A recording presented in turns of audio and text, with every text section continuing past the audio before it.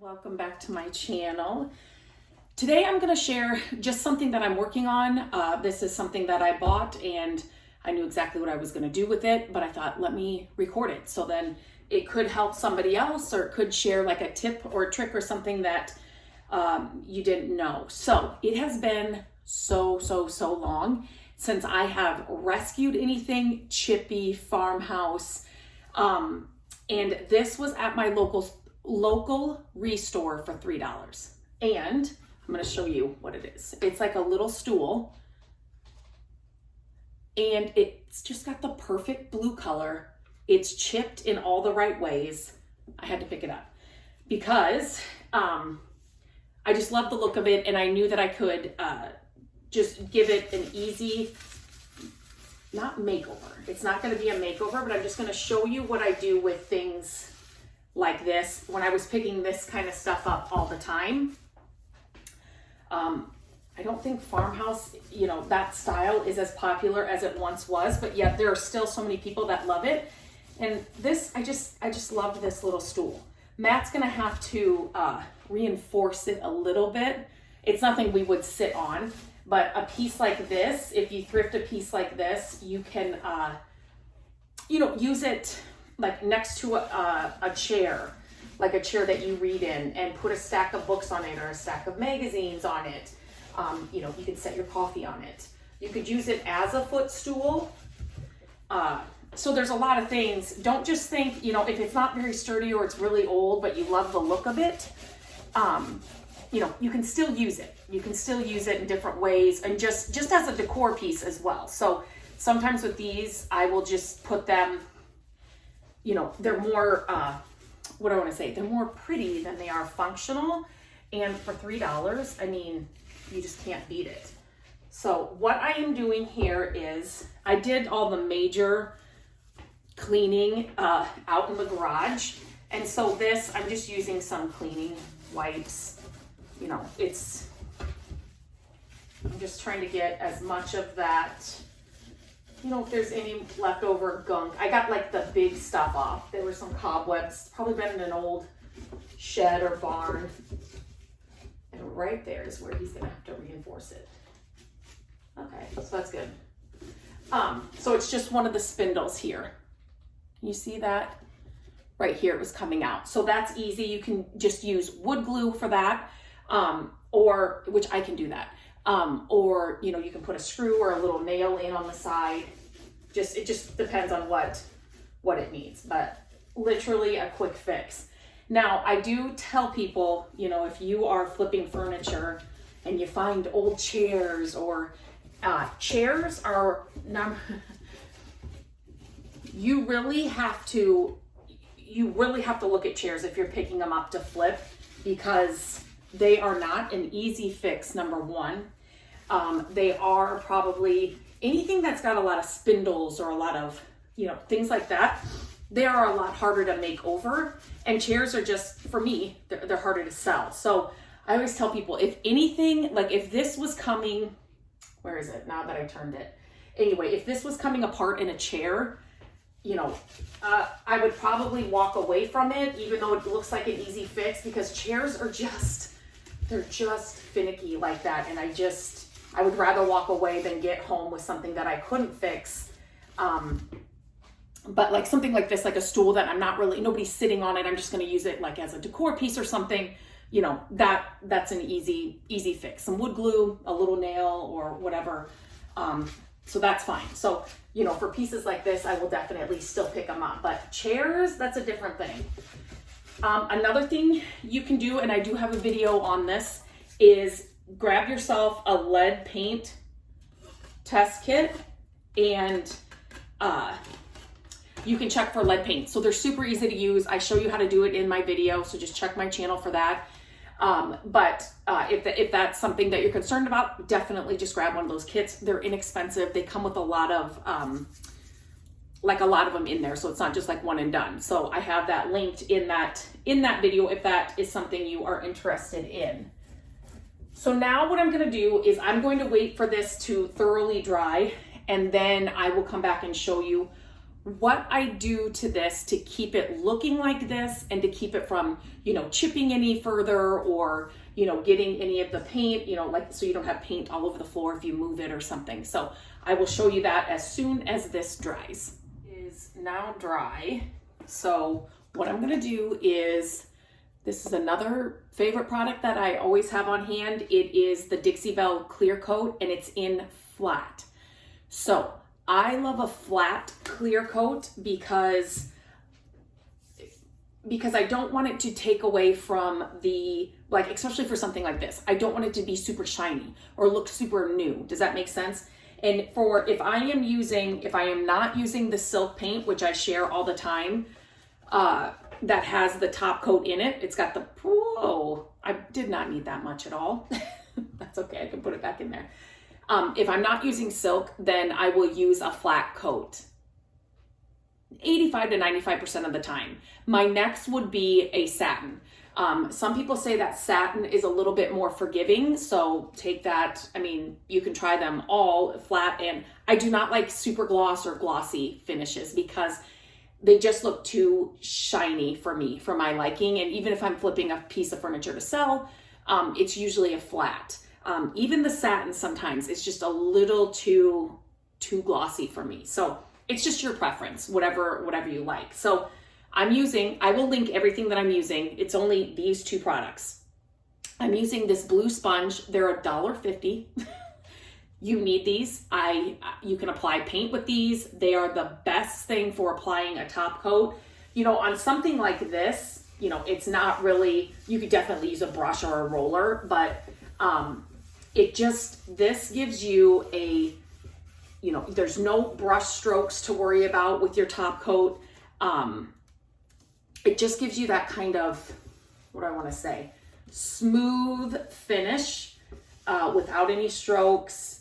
Sometimes when you, so let me stop here.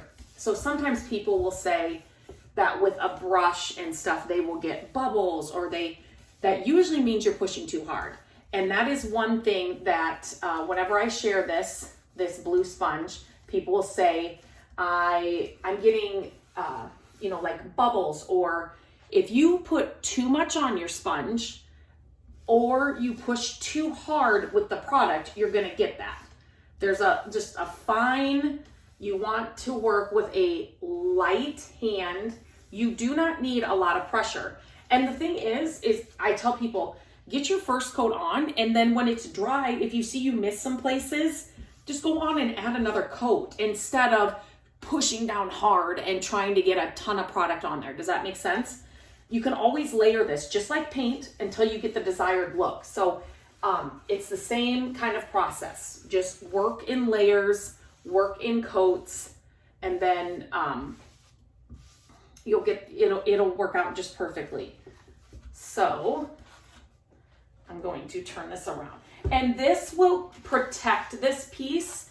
And so it's not gonna leave it, if there's any more chippy paint that I didn't, get off when I cleaned it really well.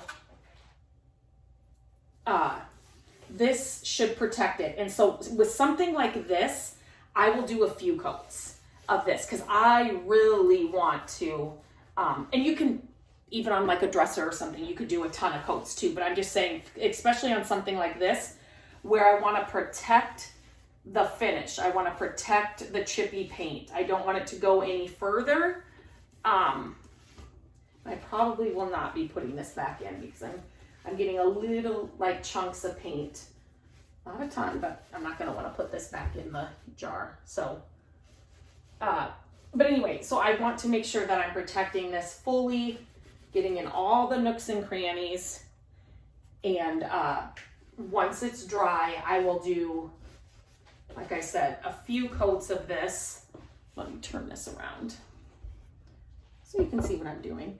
I love the sponge because you can get, you can get in all the crevices. You can push or you can squeeze it if you have to get into a tighter spot. Sometimes with a brush, depending on how big it is, it's kind of sometimes hard to maneuver. So a sponge is your best friend for projects like this. I actually just did a small table makeover, just like a little round table that if you go to the website, mycreativedays.com, it'll be on there. But I did, and I shared a short here of me painting it with a sponge. It just gives you that, if you're worried about brush strokes, you could try the sponge. If you don't like top coating because you don't like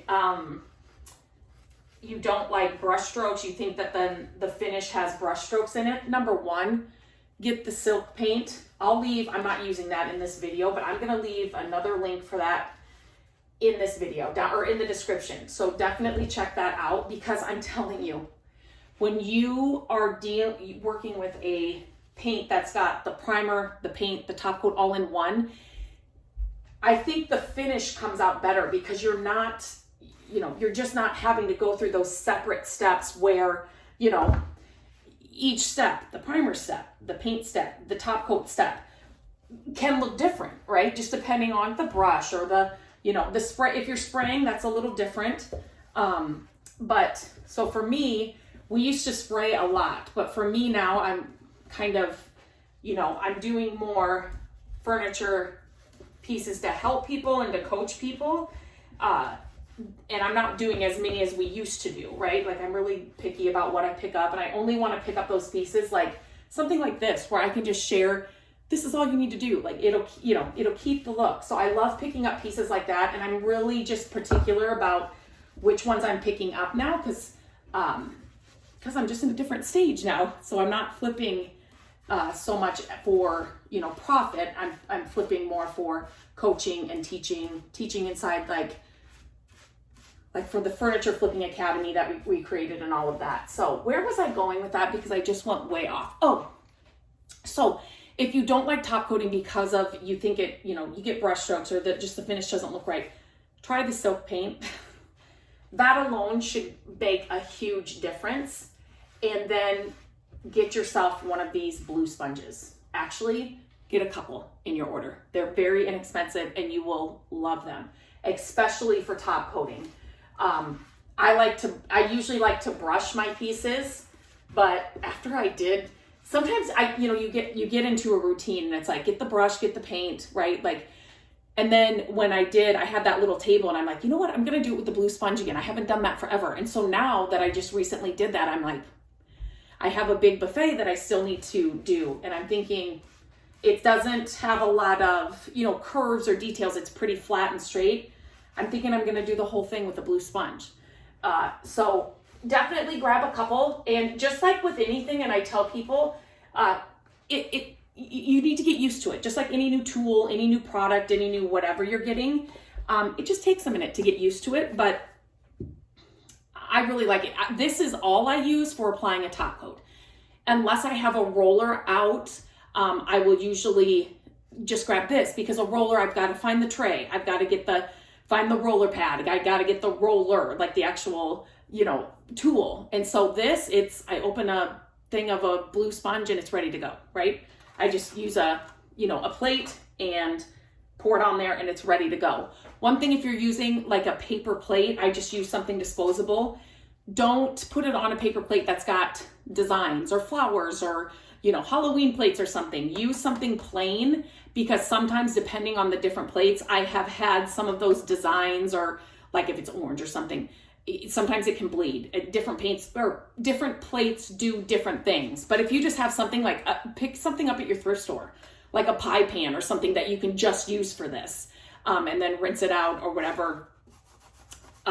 You just don't want to do a ton of product down your drains. So put it in the garbage first or whatever, but then just, you just know that pie plate or that whatever you found is for your top coat, and then just always grab that. So, okay, like I said, I'm going to wait for this to fully dry. Just like with any layering or any coats of anything, you want to make sure it's fully dry before you add any more coats. And like I said, I will probably do 2 more coats on this, and then I'll stage it, and then I'll show you the end result. And and if you have any questions, make sure that you leave them in the comments. I love your questions. And I love to help when I can. So definitely leave your questions in the comments. Make sure you subscribe, ring the bell. We are launching new videos every single week, and I don't want you to miss any of those. And if you found this helpful, you know somebody that could benefit from this, please share it with them. I always appreciate when you share the videos. So until next time, I hope you have a great day, and I will talk to you very soon. It's fully dry. I think I put like 4 or 5 coats on here. I just set it here in front of this little sofa we have in our back porch, just to kind of show you, this is what I mean. Look for pieces like this. So you could set in front of I knew she was gonna do that. It could set in front of, like, you know, a sofa or a chair like this. You could even set it on the side. But for like out here, we don't have a lot of spots for people to set like a drink, or, you know, if they're eating like a plate or something. So we usually have a long table here, but I just did this makeover and I'm kind of liking this table in here, and it's taller so you can eat on it. So I'm deciding, but I'm just doing this just for the video purposes. But pieces like this are so great because you can use them for so many different areas, and they're functional too. Not really to sit on, but functional to set, you know, your coffee on, or, you know, a bowl of snacks or something. So definitely keep a lookout for I always pick up little stools. It's just been a long time since I've picked up something chippy like this.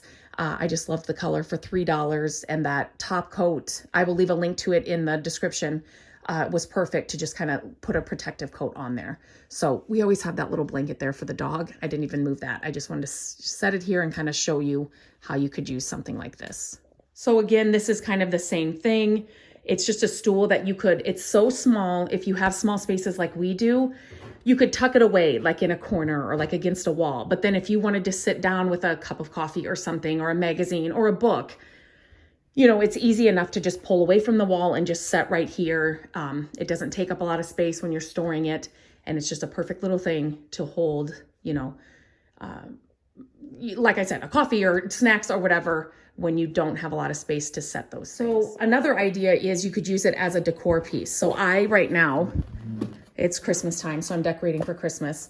So I have this box with this stuff that's usually underneath here. So if you can picture this without the wreath hanging like it is right now, but something like this, it elevates your, you know, decor or your pieces. So you could definitely set this, you know, under a mantle, or, you know, as a decor piece, and then, you know, decorate the top and around it and those kinds of things. So it doesn't have to just be functional, like as I was showing before, but can be also decorative as well.